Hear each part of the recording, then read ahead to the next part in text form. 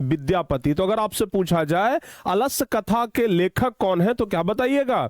जवाब देना होगा अलस्य कथा के लेखक कौन है? विद्यापति। याद रखिएगा, सबसे पहला ऑब्जेक्टिव क्वेश्चन तो यही से बन गया कि अलस्य कथा के लेखक कौन है? विद्यापति। ध्यान रखिएगा, क्वालिटी नहीं है, क्वालिटी तो इतना बढ़िया है भाई, और का क्वालिटी चाहिए?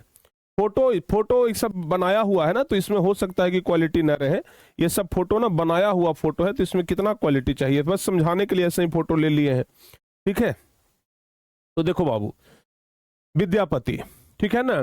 तो अलस्य कथा पाठ के लेखक हैं विद्यापति। और यह जो कथा लिया गया है एक मोटा पुस्तक से लिया गया है, ठीक है ना। इतना मोटा पुस्तक था और उस पुस्तक में से एक छोटा सा कहानी यहां पे लिया गया है। और उस पुस्तक का नाम था, जो मोटा पुस्तक था ना, उस पुस्तक का नाम था पुरुष परीक्षा।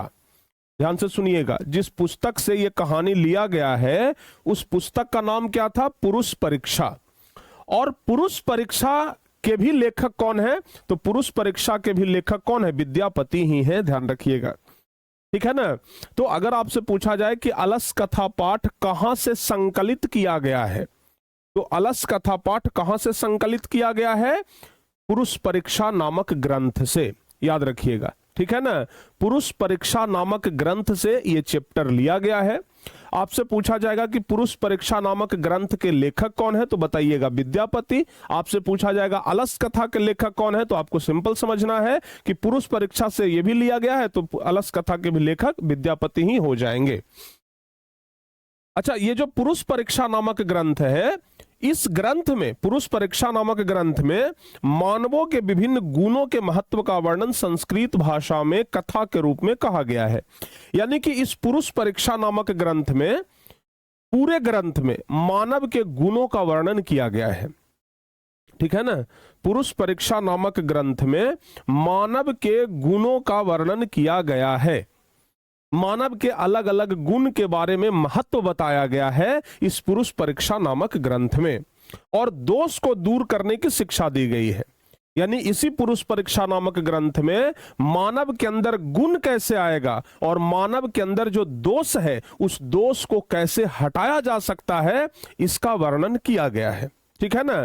तो मानव के अंदर जो गुण है और मानव के अंदर जो दोष है, दोनों के बारे में बताया गया है कि गुण को कैसे अपने में रखना है और जो दोष है उसको कैसे शरीर से बाहर निकालना है, दिमाग से बाहर निकालना है, ठीक है ना। यानी कि पुरुष परीक्षा नामक ग्रंथ में मानव के गुणों के बारे में वर्णन किया गया है।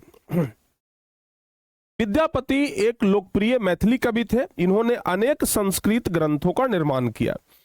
विद्यापति एक मैथिली कवि है, याद रखिएगा, ठीक है ना। कई बार परीक्षा में पूछ जाता है कि निम्नलिखित में मैथिली कवि कौन है, 4 ऑप्शन दे देगा और उस 4 में से सही जवाब अपना कौन सा होगा? विद्यापति सही जवाब होगा, ठीक है ना। विद्यापति एक मैथिली कवि थे, याद रखिएगा। तो विद्या कवि एक लोकप्रिय मैथिली कवि थे। इन्होंने अनेक संस्कृत ग्रंथों का क्या किया है? निर्माण किया है। तो कुल मिलाकर के बाबू यहां तक आप लोगों को याद रखना पड़ेगा। याद रहेगा? जल्दी से बताओ, क्या आप लोगों को यहां तक याद रहेगा? क्या आप लोगों को यहां तक याद रहेगा? ठीक है। विद्यापति का चैप्टर इंग्लिश में भी पढ़ना है, बहुत बढ़िया, तब तो एकदम लाजवाब है। मैथिली कवि थे, और मैथिली मतलब समझ रहे हैं ना, मैथिली अपने बिहार का एक भाषा है, मैथिली भाषा, जो कि मधुबनी जिले में खास करके बोला जाता है, ठीक है ना। मिथिला भी कहा जाता है उस क्षेत्र को। तो बाबू मैथिली कवि ही थे कौन? विद्यापति। और विद्यापति ने ही एक बड़ा ग्रंथ लिखा, पुरुष परीक्षा नामक ग्रंथ, और उसी पुरुष परीक्षा नामक ग्रंथ के बारे में हम लोगों को पढ़ना भी है, तो याद रखिएगा, ठीक है ना। चलिए, तो ये तो हो गया भाई विद्यापति के बारे में एक छोटा सा इंट्रोडक्शन। तो विद्यापति के बारे में आप लोग इतना बात याद रखिएगा। अब आइए प्यारे बच्चों, हम लोग सीधे अपने चैप्टर पे आते हैं।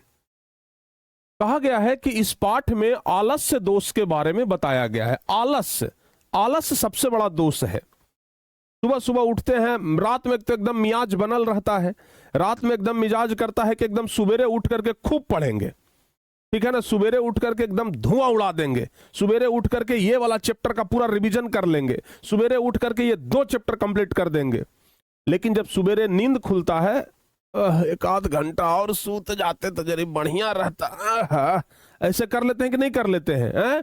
और उसके बाद अभी तो 6 बजा है, लाओ जरा और सूत रहते हैं। आराम से फिर सूत गए, फिर नींद खुला 8 बजे। तो ये इसी को आलस्य कहते हैं। समझ में आ गया ना? इसी को क्या कहते हैं? आलस्य कहते हैं, ध्यान रखिएगा। तो आलस एक बहुत बड़ा दोष है, ठीक है ना, ध्यान रखना बाबू। और इसे साबित करने के लिए, यानी कि आलस एक बहुत बड़ा दोष है, इसे साबित करने के लिए यहां पर एक व्यंग्यात्मक कथा प्रस्तुत किया गया है। यानी कि आलसियों के ऊपर व्यंग करके एक कथा प्रस्तुत किया गया है। वही कहा गया है कि नीतिकार लोग आलस्य को शत्रु का रूप मानते हैं। यानी कि जो नीतिकार लोग होते हैं, जो नीति सिखाने वाले लोग होते हैं, वह आलस्य को सबसे बड़ा शत्रु मानते हैं, ठीक है ना।